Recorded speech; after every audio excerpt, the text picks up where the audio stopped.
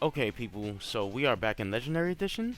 This is going to be a showcase of some small mods, but before we get into that, I want to say that the mods for this game lately aren't really that interesting. So, the first mod up is Highpoly Milk Jugs by Ramaros.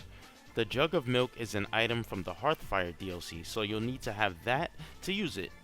There's not much to say about this, except it's a better model of your standard jug of milk.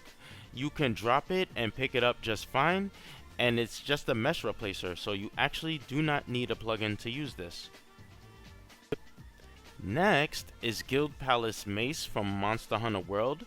In the Monster Hunter World game, this weapon is a hammer type, but here in Skyrim, it's going to be a battle axe. So it's called a mace, but it's a hammer, and then in Skyrim, it's a battle axe. So I'm not a big fan of the battle axe in Skyrim. It's just very slow.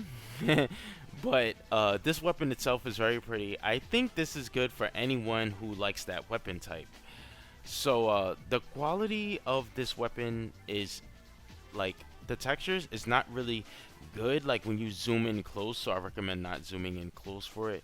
But still, like, it's just so cool to have like all these different weapon types. If you're a fan of Skyrim and Monster Hunter World like I am, I just love using all of these different weapon types. So I can't even remember exactly where I got this from. This one wasn't from the Nexus, it was from somewhere else, but you should be able to find it with a simple Google search. Next is Great Sword Slash Kick Attack Forward. This is an animation replacer by Orican 2020. I've been using this mod since it came out. It's one of my favorites. So your standard boring slow overhead slash attack will be replaced with this 3-hit combo.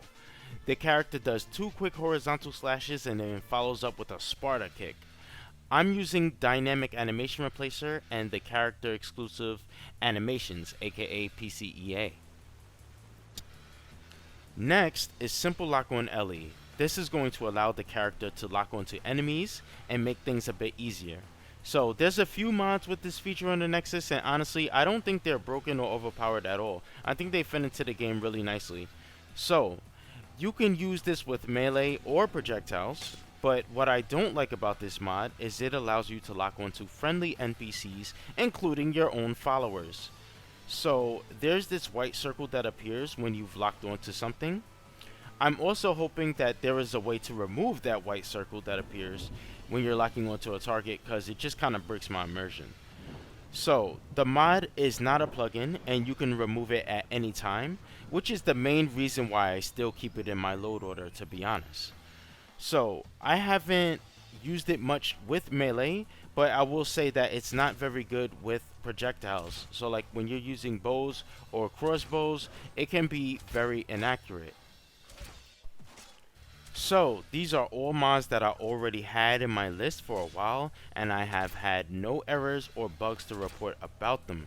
So I thank you all for watching this video. Hit the like button and subscribe. See you later.